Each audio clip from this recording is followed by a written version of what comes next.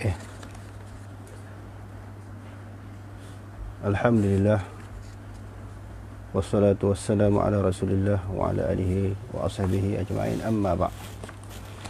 InsyaAllah sebelum kita pelajar-pelajar naik asrama, selalu tidur berapa? Sudah, sekarang ni berapa? Ya. Kita buat live sebentar untuk membaca hadis-hadis tentang kepimpinan dan juga jawatan. Hadis yang diriwayatkan oleh Imam Muslim, babun nahyi an talabil imarati wal hirsi 'alaiha.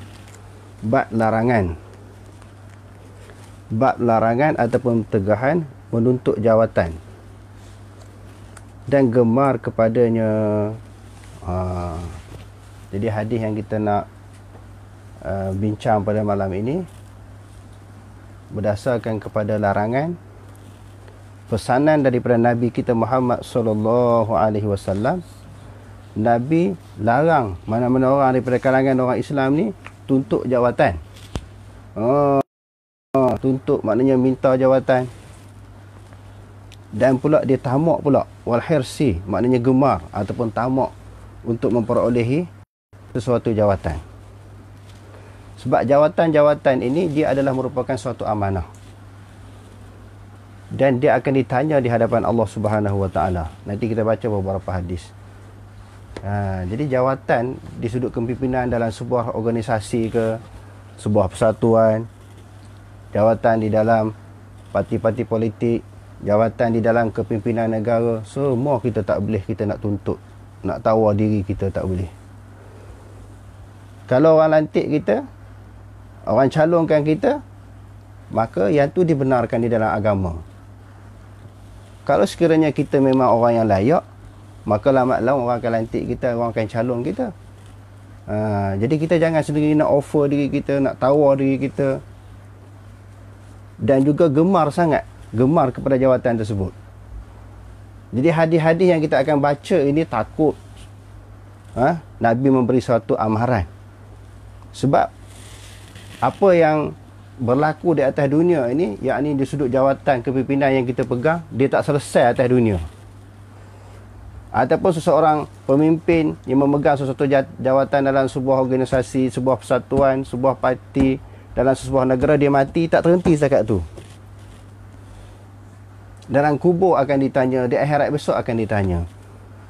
Sebab itu para sahabat yang dididik jiwa mereka, hati mereka oleh Rasulullah, memiliki jiwa yang bersih ini, yang takut kepada Allah Ta'ala, mereka tak offer diri. Mereka tak minta. Kecuali Rasulullah ni dia tengok perhati daripada kalangan sahabat-sahabat dia tu, siapa yang layak, siapa yang tak layak, dia lantik Sedangkan nak segi akhlak mereka, budi pekerti mereka, perangai mereka, memang kalau nak ikut-ikut daripada kalangan sahabat ini, kalau ikut logik kita lah, semua layak. Tetapi di dalam penilaian Rasulullah, ada yang layak, ada yang tak layak. Masalah hubungan dengan Allah, ketakwaan, keimanan mereka, zuhud mereka, jihad dan perjuangan mereka, itu bab lain. Bab kepimpinan ini suatu benda yang besar. Ada orang di sudut pegangan kepada agama, ketakwaannya, akhlaknya cantik, tetapi dia tidak layak diberi sesuatu amanah, memegang sesuatu jawatan. Sebab itu ada dalam hadis bila Rasulullah sallallahu alaihi wasallam sedang membaca khutbah. Bila baca khutbah ni, tengah-tengah baca khutbah, orang tanya Rasulullah, "Ya Rasulullah, mata sa'ah?" Bila berlakunya kiamat, wahai Rasulullah? Rasulullah tak jawab, tak layan. Bila Rasulullah tak jawab, tak layan, sebahagian daripada sahabat buat andaian, Rasulullah marah ni. Rasulullah sedang menyampaikan, membentangkan isu lain, tak ada kaitan dengan tanda-tanda kiamat. Tiba-tiba kita hanya berkaitan dengan apa yang dibentangkan, yang disampaikan di dalam khutbah. Bila Rasulullah tak jawab, sebahagian sahabat kata Rasulullah marah. Sebahagian yang lain kata Rasulullah tak dengar. Bila Rasulullah selesai menyampaikan sesuatu isu, dia tanya, siapa yang tanya tadi tentang hari kiamat? Lalu sahabat kata, "Anaha ya Rasulullah." Aku yang tanya soalan tadi. Lalu Rasulullah kata, "Idza wusnidal amru ila ghairi ahlihi." fantaziris sa'ah. Apabila diletakkan, dibagi sesuatu urus, dilantik seorang yang tidak layak, duduk di dalam suatu posisi yang tertentu yang dia tidak layak, tunggu saat kehancuran. Tengok berapa bahayanya suatu warning, suatu amaran, suatu peringatan yang disampaikan oleh Rasulullah sallallahu alaihi wasallam. Sesuatu urusan itu akan musnah kalau orang yang dilantik itu tidak mempunyai kelayakan. Jadi dalam kesempatan ini kita nak baca beberapa hadis yang diriwayatkan oleh Imam Muslim untuk menjadi muhasabah peringatan kepada kita semua.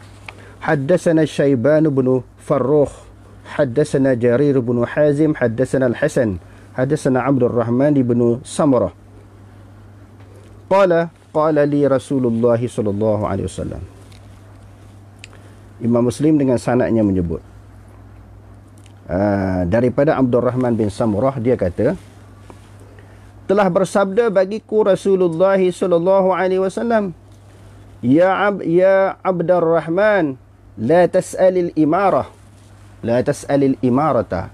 Jangan kamu tuntut, kamu minta untuk memegang sesuatu jawatan dalam kepimpinan. Al-imarah yakni al-wilayah. Jangan kamu tuntut, jangan kamu minta.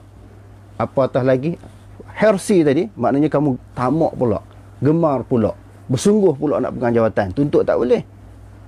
Apatah lagi kita suka, cinta kepada jawatan. Sebab apa?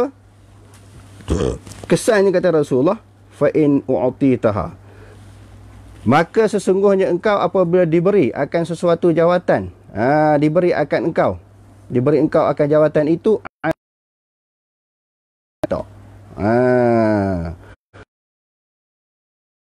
dilepaskan engkau, dibiarkan Allah Ta'ala tak tolong. Kau pandaimu, bila Allah Ta'ala tak tolong, kita pelajar-pelajar sekalian, kita nak bimbing, nak pimpin diri kita pun, kalau Allah Ta'ala tak bantu, tak boleh kita bawa kepada jalan kebenaran.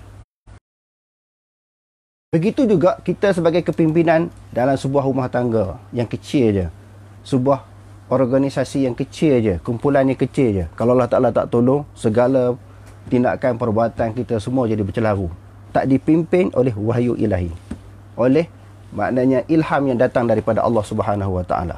Tak datang ilham daripada Allah, tak datang pertolongan daripada Allah. Jadi macam mana kita nak mengurus sesuatu masalah, sesuatu perkara, kita nak selesaikan sesuatu, takut kita jadi musnah, negara jadi rosak. Sebab usaha demi usaha dilakukan oleh individu-individu tertentu ini daripada dulu lagi, beberapa tahun lepas berusaha untuk nak pegang jawatan sebagai ketua negara. Berusaha susun perancangan, kempen. Sebab tu kita tengok dalam di Malaysia ni, mana-mana wakil rakyat yang menang di dalam, sebab tu dia lompat parti ataupun dijadikan imbuhan, boleh dibeli. Sebab tu dalam negara kita ni, rasuah ni berluasa. Dia nak nampak bahaya tak bahaya? Sama ada jawatan pucuk pimpinan negara, jawatan yang paling besar, ataupun menteri kabinet ke esko dan sebagainya, tak boleh kita tuntut. Hadis yang kedua, hadis dengan jawatan, dia tawar diri. Nampak? Bila dia tawar diri macam tu, dia minta kepada Rasulullah supaya lantik dia memegang sesuatu jawatan. Wa qala al-akhar, yang seorang lagi pun cakap benda yang sama, lantiklah kami wahai Rasulullah pegang jawatan. Faqala inna wallahi, Rasulullah kata, kami sesungguhnya demi Allah. Kita mengaji dalam nahwu, sebab apa didatangkan kalimah sumpah untuk taukidkan kalam. Rasulullah kata demi Allah, untuk menguatkan kalam.